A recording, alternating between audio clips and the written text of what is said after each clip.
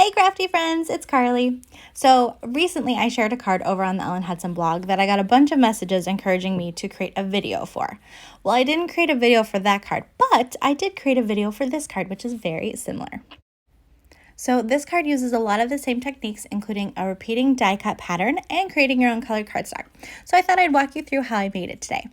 So now to start with here, I'm creating my own colored cardstock because I have this weird problem where I always forget to buy colored cardstock, or even worse, actually, I have a bunch in my stash that I just forget to look at and use. So I have a tendency to do this. I grab white, whatever scrap I have on hand, and I either swipe an ink pad on there or use ink blending brushes to make it the color of cardstock that I want. So for this card, I did a bunch of Distress Oxide colors, and then I die cut them into this great shape from the Essentials by Ellen Stay Cool set, which is like a little arch, but also like a little popsicle.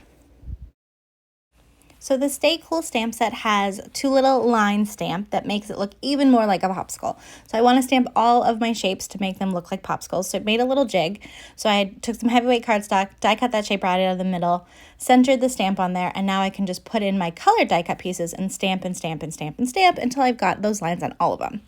Now I'm stamping in clear embossing ink. And then I'm going to put a little bit of sparkle embossing powder on there. And then when it heat sets, I've got my little sparkly lines to make them look like popsicles. I've got all my popsicles stamped and embossed, and I'm going to start gluing my pattern onto my card panel. So I've just drawn some light pencil lines. I've got one down the middle of each side, and then they meet in the middle of like a big point. So that's where I'm going to start my pattern. So I'm going to use the blue popsicle. I'm going to erase the pencil lines as I go before I adhere them down so you won't be able to see them. And then, of course, in hindsight, I realized the middle of that popsicle should be right on top of that dot that represents the middle of the panel. But instead, I actually lined up the bottom of the popsicle with that middle line, which is fine. It ends up working out. You'll see. It's just it could have probably been a teeny bit more symmetrical than it actually ends up being. Oh well. So precision is definitely not my strong suit as a card maker, but that's kind of what sparked this card and the one that inspired it on the Ellen Hudson blog, which I will put a link to in the description, by the way. So yeah, anyway, it was just a way to practice and kind of see if I could figure out a way for me to be a little more precise and not totally eyeball everything, which is normally how I do things. I just eyeball it. So this was just practice, but I love how it turned out. You can see I'm just working on the pattern, putting those popsicles down with my glue pen and erasing the line as I go. And once I finish adhering all my popsicles down, I need to cut off the overhang. Now I started to do this with scissors, and then I realized it was going to be much more precise and much cleaner if I actually just used my paper trimmer.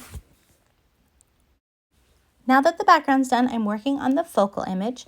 I want a sparkly popsicle, so I'm just swiping my clear embossing ink onto that DIY orange cardstock that I made.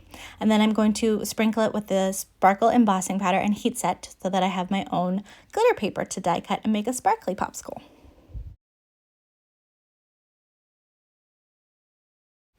After some more die cutting, I've got a sparkly popsicle.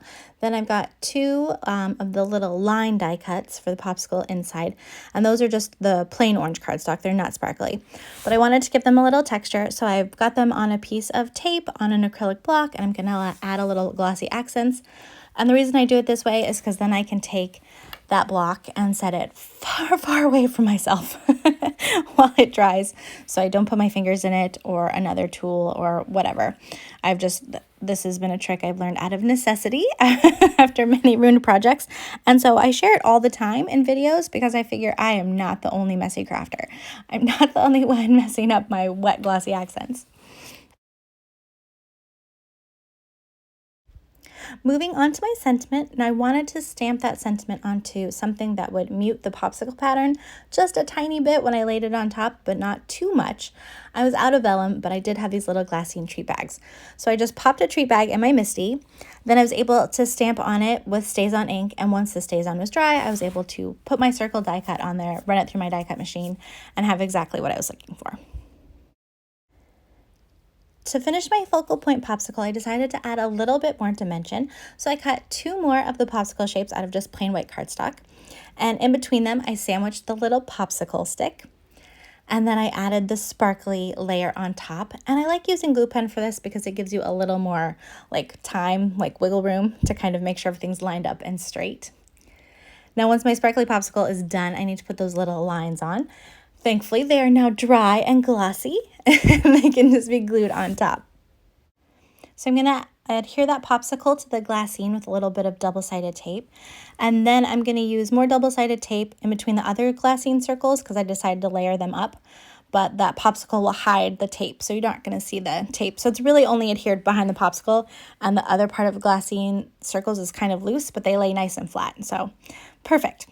Finally, I finished with a little bit of star sequins because I just can't help myself. And ta-da, there you have it.